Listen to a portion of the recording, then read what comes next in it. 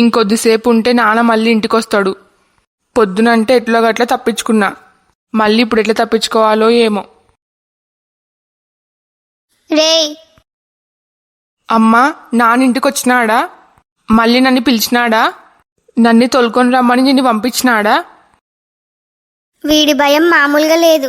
వీళ్ళ నాన్నకి అంత భయపడేవాడు మరి రాత్రి అంత ధైర్యంగా మందెట తాగినాడో ఏమో. అమ్మా చెప్పు. ఏందిరా చెప్పేది? మీ నాన్నకి ఇంత భయపడేవాడివి మరి రాత్రి సిగ్గు లేకుండా మందెందుకు తాగొచ్చినావు? ఏమి కొత్త కొత్త అలవాట్లు కూడా నేర్చుకుంటున్నావా? ఇంతవరకు ఏమో అని గారాబం చేసి నెత్తికెక్కించుకున్నందుకు నాకు తగిన శాస్తి చేసినావులే. రాత్రి నేను అవని ఎంత టెన్షన్ పడినామో తెలుసా? ఏ నీకేమంత బాధలున్నాయని తాగొచ్చినావు? అడిగేది నిన్నే, ఇప్పుడు కాదు తలదించుకోవాల్సింది. ఈ బుద్ధి మందు తాగేటప్పుడు ఉండాలి. సారీ అమ్మా, ప్రామిస్ ఇంకెప్పుడు మందు తాగి ఇంటికి రాను. ఇదొక్కసారికి నన్ను నమ్ము ప్లీజ్ అమ్మా. సరేలే, ఇంకొకసారి తాగను అని ప్రామిస్ చేసినావు కదా, ఇదొక్కసారికి ఏమోనో వదిలేస్తున్నా. గుర్తుపెట్టుకో, ఇదే నీకు లాస్ట్ ఛాన్స్. సరే అమ్మా, అట్లనే నాన్నకు కూడా ఏదో ఒకటి చెప్పి కన్విన్స్ చేయమ్మా. రాత్రి నేను తాగిన మైకంలో నాన్నతో ఏం గొడవ పడినానో కూడా గుర్తులేదు. నాన్నకి నా పైన మస్తు కోపం వచ్చిందంట కదా, అవని చెప్పింది.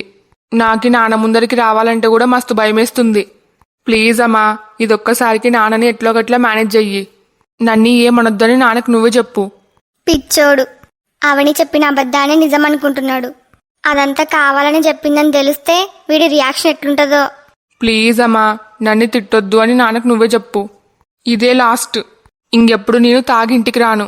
సరేలే, నేను మీ నాన్నతో మాట్లాడతా, నిన్ను తిట్టొద్దు అని చెప్తా. అమ్మయ్యా, థ్యాంక్స్ అమ్మా. ఇప్పుడు నేను ధైర్యంగా ఉండొచ్చు. సరే గాని మీ నాన్న ఊర్లో లేడు, ఏదో పని మీద పక్కూరికి పోయినాడు. మన పొలంలో పని వాళ్ళతో సక్రమంగా పని చేపియమని నీతో చెప్పమని నాతో చెప్పినాడు. సరే అమ్మా, నేను ఇప్పుడే బయలుదేరుతా. అంతకంటే ముందు నీతో ఒక చిన్న పనుంది. ఏంటది? ఆ స్వప్న ఫ్రెండ్స్ 3-4 అనుకోకుండా ఇంటికొస్తున్నారు. నేను అవని వాళ్ళ కోసము వంటలు చేస్తున్నాము. ఇంట్లో కొన్ని సరుకులు లేవు, మొత్తం లిస్టు రెడీగా ఉంది. పోయి తీసుకొని రాపో. ఇదిగో తీసుకో. అట్లనే వచ్చేటప్పుడు స్వీట్ షాప్ దగ్గర 3-4 రకాల స్వీట్లు తీసుకొని రా. అవన్నీ ఇంట్లో రెడీ చేసేంత టైం లేదు. సరే. ఇంకా తొందరగా బయలుదేరు. అమ్మయ్యా, వీడింకెప్పుడు తాగనని నాకు ప్రామిస్ చేసినాడు. నాకే మస్తు సంతోషంగా ఉంది. వీడు ఒక్కసారి ప్రామిస్ చేసి చెప్పినాడంటే ఇంకా చచ్చిన మాట తప్పడు. దీని గురించి అవనికి చెప్తే ఎంత సంతోషపడుతుందో. ఇప్పుడే పోయి చెప్తా.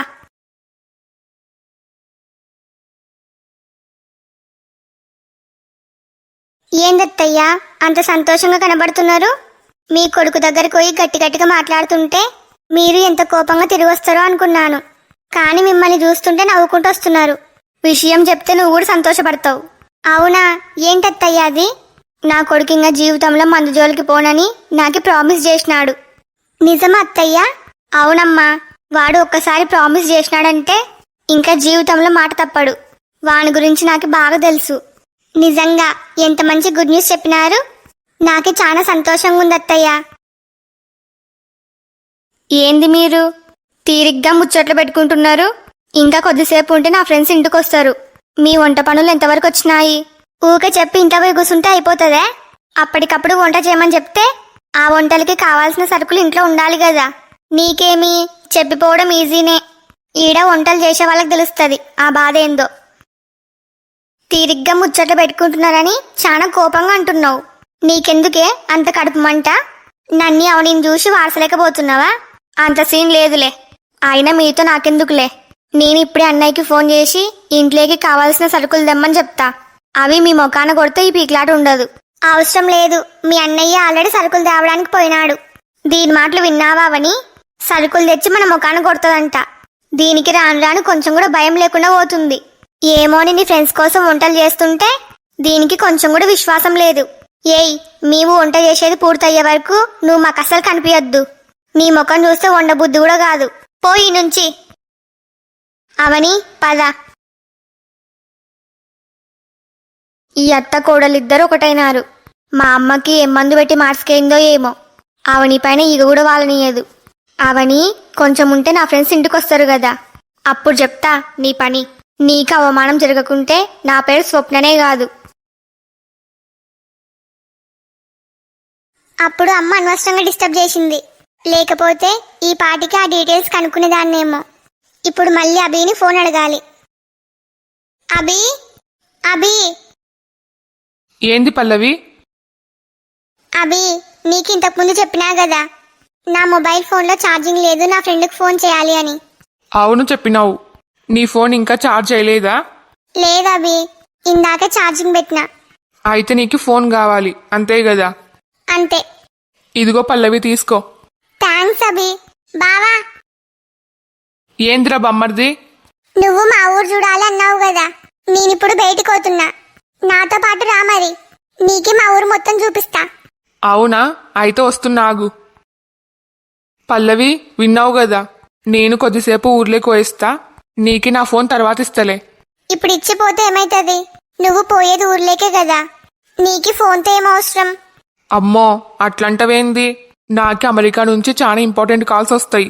నేను వాటిని ఆన్సర్ చేయకపోతే నాకు ప్రాబ్లం అవుతుంది. రా బావా, ఇంకెంతసేపు? కావాలంటే మా అక్కతో వచ్చినాక మాట్లాడుకో. ఛీ, వేస్ట్ ఫెలో. టయానికొచ్చి మొత్తం చెడగొట్టినాడు. వచ్చిన మొదటి రోజే వాళ్ళ బావకి ఊరు మొత్తం చూపించకుంటే కొంపలేమన్నా మునుగుతాయా? టయానికొచ్చి డిస్టర్బ్ చేసినాడు. అక్క, నువ్వు కూడా వస్తావా? నేనేం రాను, మీరే పోండి. రేయ్, నువ్వు మాత్రం ఇంకోసారి నా రూమ్లోకి మాత్రం రావద్దు. కరెక్ట్ టయానికి ఊడి పన్నావు. నేను ఇట్లే వస్తా, ఏం చేసుకుంటావు చేసుకో. బావా పోదాం రా. పొద్దున చూస్తే అభి నాకే ఫోన్ ఇచ్చే టయానికి అమ్మ డిస్టర్బ్ చేసింది. ఇప్పుడు చూస్తే ఈ వేస్ట్ ఫెలో డిస్టర్బ్ చేసినాడు. చా, ఈరోజు పొద్దున్నే లేచి ఎవరి ముఖం చూసినానో ఏమో. ఇంకెవరి ముఖం? ఆ సూర్యకాంత ముఖమే చూసుంటా. కిరణ్ చూస్తే అర్జెంటుగా డీటెయిల్స్ కావాలి అన్నాడు. నేను ఎంత ట్రై చేస్తున్నా ఫోన్ మాత్రం నా చేతికి వస్తలేదు. ఇంకా ఆ ఫోన్ కోసం ఎన్ని తంటాలు పడాలో ఏమో. ఇదేనే స్వప్న వాళ్ళ ఇల్లు. అదిగో స్వప్న బయటకొచ్చింది. రండి రండి, నేను మీకోసమే వెయిట్ చేస్తున్నా. నిన్ను చూసి ఎన్ని రోజులయ్యిందే? అప్పటికి ఇప్పటికి కొంచెం లావైనట్టుంది. నీ అంత కాదులేనే. అవునే, ఉన్నట్టుండి మేమందరం బాగానే గుర్తొచ్చినాం. ఏంది సంగతి? అదేంది అట్లంటున్నావు? మీ అందరినీ చూడక ఎన్ని రోజులైతుంది.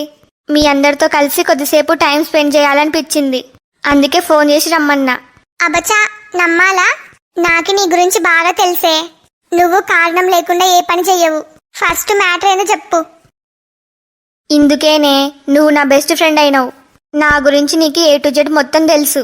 ఈ ప్రపంచంలో నా గురించి నీకు తెలిసినంత బాగా ఇంకెవరికి తెలియదు. మరేమనుకున్నావు ఈ కీర్తి అంటే? మనిద్దరి మనస్తత్వాలు అలవాట్లు ఒకటైనందుకే మనం ఫ్రెండ్స్ అయినాం. అంటే అర్థం మమ్మల్ని పిలవడానికి ఏదో కారణం ఉంది. అదేందో చెప్పు స్వప్న. మరేం లేదే, మా అన్నయ్య భార్య పేరు అవని. ఈ మధ్యలోనే కొత్తగా పెళ్ళయింది. ఈ ఇంట్లో అడుగు పెట్టిందో లేదో మా అమ్మని, మా నాన్నని, మా అన్నయ్యని, ఆఖరికి నా మగుడిని కూడా తన వైపు తిప్పుకేయింది.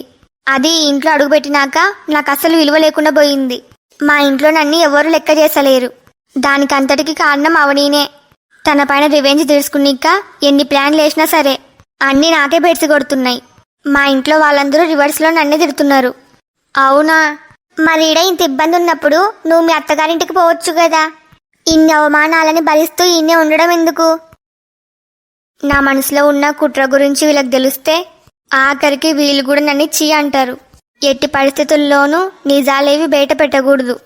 ఎంత మంచి ఫ్రెండ్స్ అయినా ఇప్పుడున్న సిచ్యువేషన్లో ఎవరిని నమ్మలేం.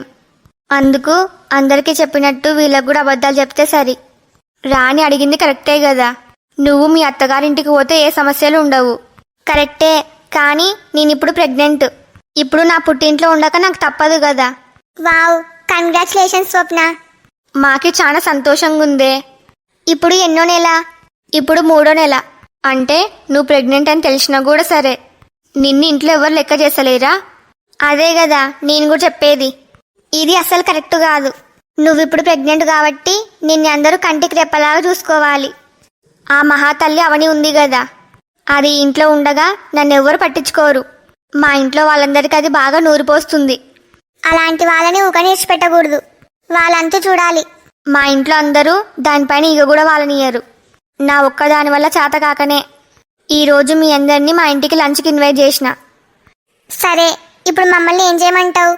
అలాంటి వాళ్ళకి బుద్ధి రావడానికి మేమేమైనా సరే చేస్తాం. చెప్పే ఏం చేయాలి? ఈ రోజు ఎట్లయినా సరే దాన్ని బాగా ఏడిపియాలి.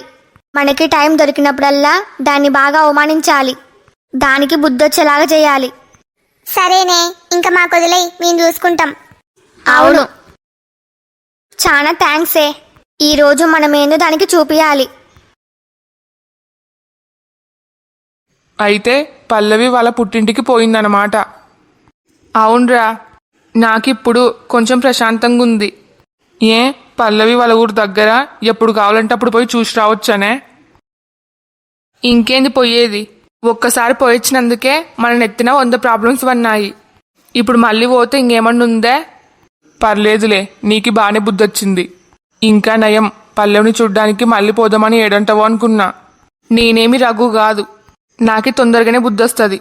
అందుకే ఇంతవరకు నేను మా నాన్న చేతిలో తన్నలు తినలేను. అరే, ఇప్పుడు మనకున్న ప్రాబ్లంకి సొల్యూషన్ ఏంది? దాని గురించి ఏమన్నా ఆలోచించినావా? ఇంకా లేదు, కానీ ఆ పోలీస్ ఆఫీసర్ డీటెయిల్స్ నెంబరు కావాలని పల్లవిని అడిగినా. అవునా, అవెందుకురా? ఆ డీటెయిల్స్ కనుక్కొని ఆయన దగ్గరికి పోయి మమ్మల్ని వదిలేయండి అని కాళ్ళ మీద పడి బ్రతిమాలుతాడేమో. అందుకే అయ్యింటది. రేయ్, అది నోరా ఇంకేమన్నానా? ఆ నోటికి ఎప్పుడు మంచి మాటలు రావా? ఆయన ఎవరి కాల్లో పట్టుకోవాల్సిన కర్మ నాకేం లేదు. నా ప్లాన్లు నాకున్నాయి. అయితే కాళ్ళు పట్టుకోకుండా లంచం ఏమనిస్తాడేమో. అరే, ఫస్ట్ నువ్వు ఈ నుంచి పోరా. ఆడ పనిచేసే వాళ్ళకి ఏమైనా హెల్ప్ చెయ్యిపోయి, నా కళ్ళ ముందర మాత్రం ఉండొద్దు. సరే, దానికెందుకంత కోపం? మళ్ళీ నీకు బీపీ వస్తే కష్టం. ఏందిరా వీడు? వాడి గురించి వదిలేయి గాని, ఇంతకీ ఆ పోలీస్ ఆఫీసర్ డీటెయిల్స్ నీకెందుకు? మరేం లేదురా, మా బంధువులలో ఒక డీజీపీ ఆఫీసర్ ఉన్నాడు. ఆ డీటెయిల్స్ కనుక్కొని ఆయనకు సెండ్ చేస్తే మనకి ఏమైనా హెల్ప్ చేయొచ్చేమో. మంచి ఐడియా. డీజీపీ అంటే చాలా పెద్ద ఆఫీసర్, మనకి ఖచ్చితంగా ఏదో ఒక హెల్ప్ చేస్తాడు. అదీగాక మీకు బంధువులు అంటున్నావు కదా. అవునరా మామ, ఏదో ఒక చిన్న హోప్ అంతే.